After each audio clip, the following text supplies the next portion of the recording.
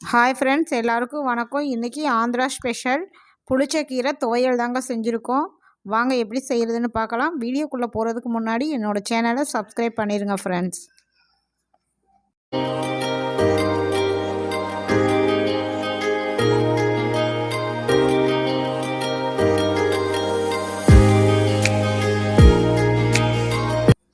இப்போ ஒரு கடாயில் ஒரு ஸ்பூன் எண்ணெய் சேர்த்துருக்கீங்க. எண்ணெய் சூடேறட்டும். கொஞ்சம் வெந்தயம் சேர்த்துக்கலாம்.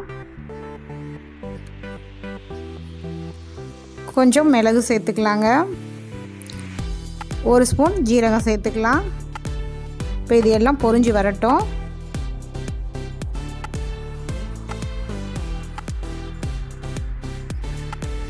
இப்போ இந்த அளவுக்கு பொரிஞ்சிருச்சுங்க. நம்ம வெங்காயம் சேர்த்துக்கலாம். நான் ஒரு பெரிய வெங்காயம் எடுத்து கட் பண்ணி வச்சுருக்கேன் நீல வாக்கில். இதையும் நம்ம சேர்த்துக்கலாம்.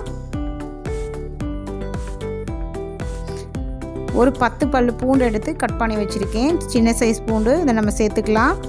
ஒரு 15 வரமிளகாய் இதையும் சேர்த்துக்கலாம். தேவையான அளவு உப்பு சேர்த்துக்கலாங்க. இப்போ இதையெல்லாம் நல்லா மிக்ஸ் பண்ணி விட்டுருங்க.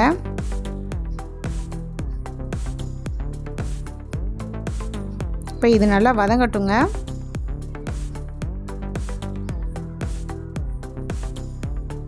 இப்போ பார்த்தீங்கன்னா இந்த அளவு வதங்கி வந்துருச்சு. இதை ஒரு பாத்திரத்துக்கு மாற்றிக்கலாம். இப்போ வேறு பாத்திரத்துக்கு மாற்றியாச்சுங்க. அதே கடாயில் நம்ம புளிச்சக்கீரை சேர்த்துக்கலாம்.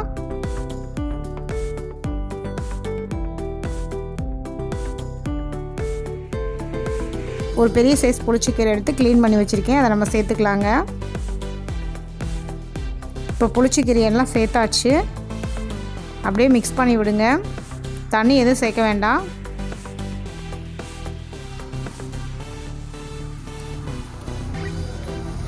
இப்போ பார்த்தீங்கன்னா கீரையிலே கொஞ்சம் தண்ணி கிடச்சிருக்கு பாருங்கள். அதனால் தண்ணி எதுவும் சேர்க்க வேண்டாம். இந்த மாதிரி நல்லா வதங்கி வந்துருச்சு.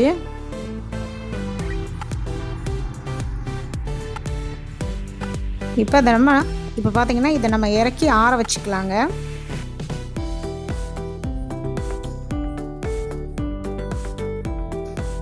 இப்போ பார்த்தீங்கன்னா 2 நல்லா ஆறிடுச்சிங்க. இதை நம்ம ஒரு மிக்ஸி ஜாரில் சேர்த்து அரைச்சி எடுத்துக்கலாம். ஃபஸ்ட்டு நம்ம மிளகாய் வத்தல் வெங்காயம்லாம் சேர்த்து அரைச்சிக்கலாம். இந்த மாதிரி குறைன்னு அரைச்சாச்சுங்க. அடுத்து பார்த்தீங்கன்னா நம்ம புளிச்சக்கீரை சேர்த்துக்கலாம்.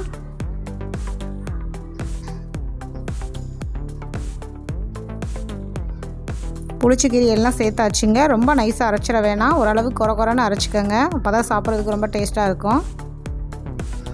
இப்போ பார்த்தீங்கன்னா இந்த மாதிரி அரைச்சி எடுத்தாச்சுங்க. இதுக்கு ஒரு தாளிப்பு கொடுத்துடலாம்.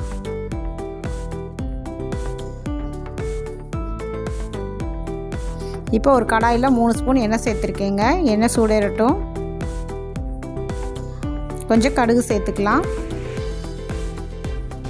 பெருங்காயத்தூள் கொஞ்சம் சேர்த்துக்கலாங்க. 2 காஞ்ச மிளகாய் எடுத்து கிள்ளி போட்டுக்கலாம்.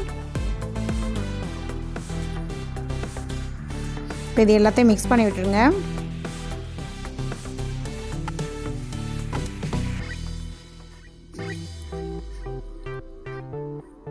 இப்போ நம்ம அரைச்சி வச்சுருந்த புளிச்சக்கீரையை சேர்த்துக்கலாங்க.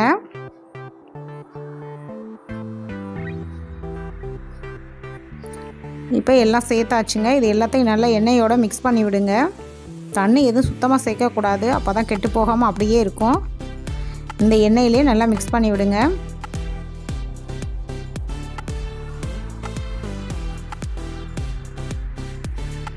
இப்போ இது எல்லாத்தையும் மிக்ஸ் பண்ணி ஒரு 2 நிமிஷத்துக்கு நல்லா கிளறி விட்டுட்டே இருங்க.